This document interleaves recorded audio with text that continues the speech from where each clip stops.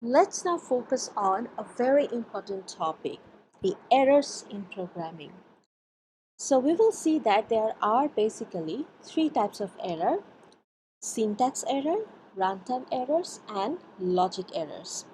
So syntax error. Syntax, it means in our day-to-day life, syntax usually means punctuation marks and other rules, fixed rules.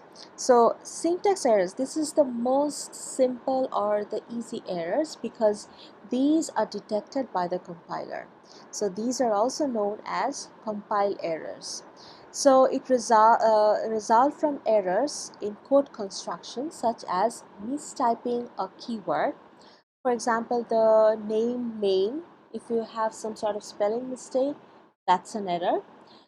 Omitting some necessary punctuation. For example, there is a semicolon needed after every line of code. So if you miss that, that's an error. Or using an opening brace without a corresponding closing brace. So these are set rules of any language. So if there are any problem with these set rules, it's known as syntax errors. Now I will be giving you an example to find syntax errors, and I recommend you to pause this video and try to find out by yourself what are the two syntax errors in this program. Okay, pause. So now the first thing is we are missing a keyword void here. So public static void main. So like C, any function or method needs to have the return type before the name of the function. So the keyword void is missing here. And the next error is there's a missing closing quotation mark. So there is an opening quotation mark but no closing quotation mark. So these are the two syntax errors here. Next we see runtime errors. So this is another most common errors when we actually say oh, I started the program but the program crashed at this point. So here crashing a program is actually means a runtime error. So these are the errors that cause a program to terminate abnormally. So it occurs while a program is running if the environment detects an operation that is impossible to carry out. Then actually the program crashes or there is a runtime error. So one example could be input mistakes typically cause runtime errors. So an input error occurs when the program is waiting for the user to enter a value but the user enters a value that the program cannot handle.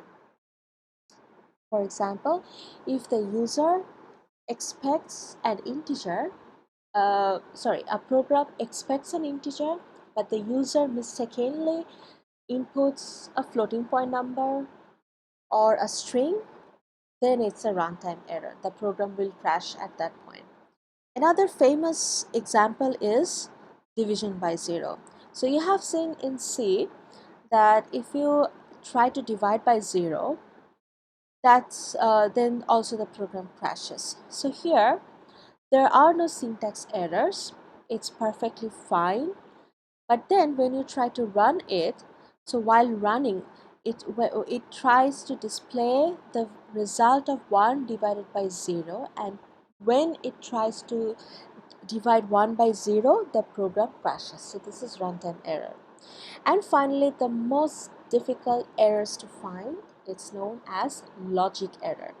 So it occurs when a program does not perform the way it was intended to, but it does run and it does give you some output, just that the output is wrong.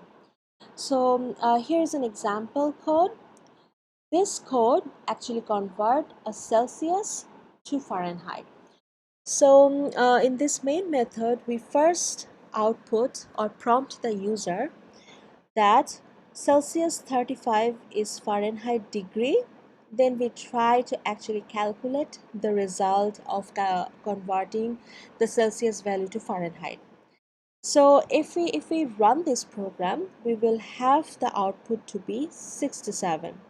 But if you do this calculation properly using a calculator yourself, then you will see that the expected result is 95, but you have 67 at as the output. So why this result is the reason is similar to C, but again, I would recommend you to pause this video for a moment and think about why the result is wrong. Just think about it. Pause. So you may have understood that when we divide, the division rule for integer is that if the two inputs are integer, then the result will also be integer. So 9 divided by 5 is originally 1.8, but then 0.8 will be discarded and the result will only be 1. So 1 times 35 is 35, plus 32 is 67. So you see a significant portion, 0.8, was discarded, and as a result we have a wrong result. This is logic error because it does give us an output, but the output is wrong. So then when you have some logic error, you have to go back to the code and examine very carefully with some predetermined output, and then you can actually find the error.